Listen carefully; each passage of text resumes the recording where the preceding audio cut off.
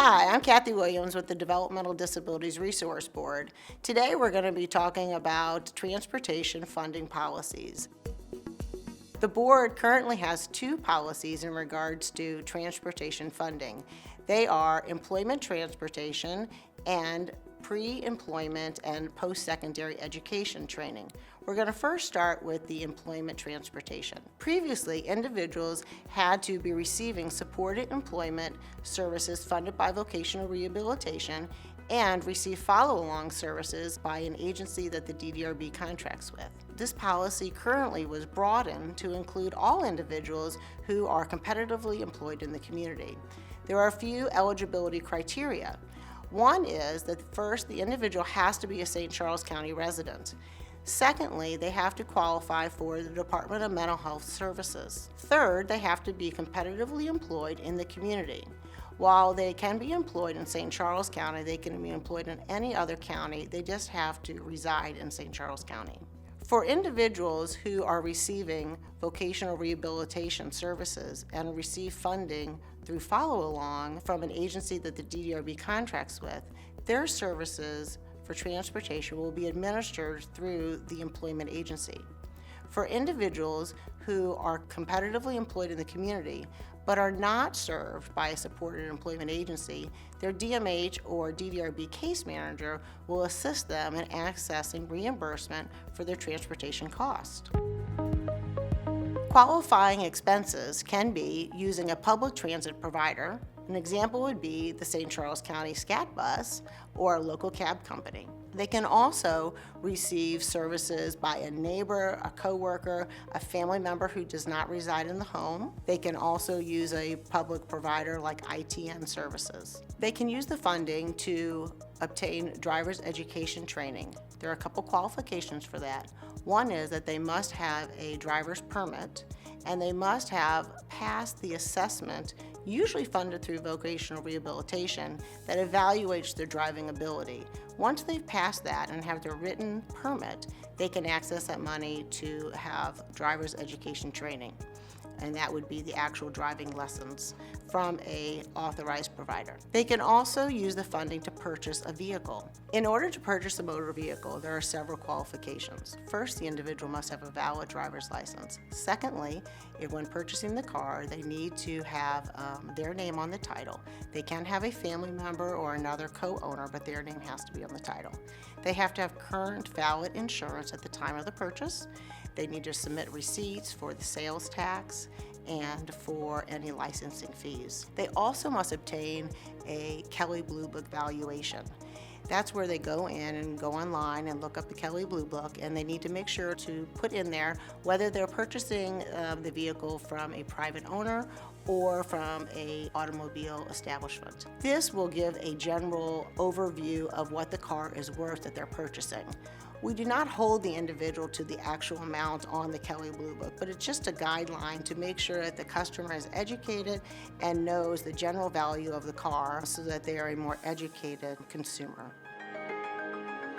Another way that they can utilize the transportation funding is to pay for car repairs. Similarly, when making an automotive purchase, they have to have a valid driver's license, they have to show evidence that they actually own the car that they're getting the repairs on, and then they have to have a valid receipt for the actual repairs. We will take a automotive repair shop receipt, and/or if the individual has the capability of fixing the vehicle themselves, they can get a receipt and just buy the parts, or if a family member is doing the work for them, they can pay for the parts and turn a receipt for that. We do accept receipts for non-authorized mechanic shop repairs. So if a family member or a friend can do the repairs for them at a reduced cost, just a handwritten receipt with the labor costs and their name and address will suffice to be reimbursed for those expenses. There's a couple of roles in regards to assisting your customers with getting reimbursement for these transportation funds. First, either the case manager or the supported employment agency should educate the customer on this policy. Please go over the details of it so that they're aware of what they need to turn in order to be reimbursed. Secondly, the customer will need to submit their receipts to either their case manager and or the supported employment agency within 60 days of the expense occurring. The reason that we have this timeline is just so that individuals don't lose receipts and that they turn them in a timely fashion. Then, either the agency or the case manager has 30 days in order to submit those receipts to the DDRB to get reimbursed. The second policy is in regards to pre-employment training services and or post-secondary education. First, we'll go over the pre-employment services. If an individual is receiving services through one of the programs that the DDRB provides funding for, which are the Easter Seals Midwest Employment Access Training Program, or Talent Connect through the United Cerebral Palsy or the Center for Specialized Services, or the St. Louis ARC in their pre-employment training. Individuals can use these fundings to get back and forth to these training programs. For the post-secondary education, the individual can be attending a local community college and or university. The location of those services does not necessarily need to be in St. Charles County. It can be outside of the county. The individual, again, just has to reside in St. Charles County. The same criteria for the employment training, transportation funding, is applicable to the pre-employment training and the post-secondary education.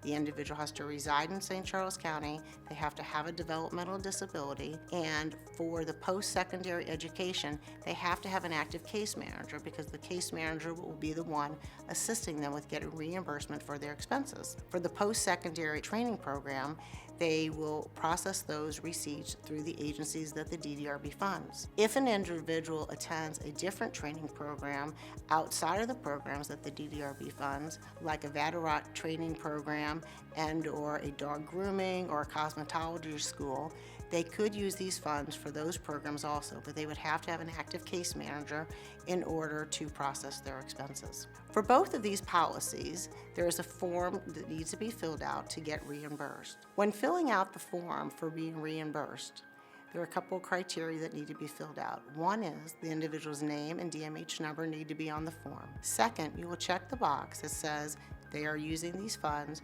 for either the employment, transportation funding, or the pre-employment and post-secondary education. With these programs, they will need to submit their last paycheck stub that proves that they are working in the community for the employment training, or they need to attach their current registration for their college classes and or proof of their training program. Then they will submit just the receipts that have the date, the expense, and the amount, and the form will tally itself up, and then this will be submitted to the DDRB email for reimbursement. Agencies that are funded by the DDRB will use the DDRB portal, as they always have, for reimbursement. One of the changes that the DDRB made in regards to both of these transportation policies are the dollar amount that individuals are eligible for. Previously, individuals were eligible for up to $2,500 for a lifetime.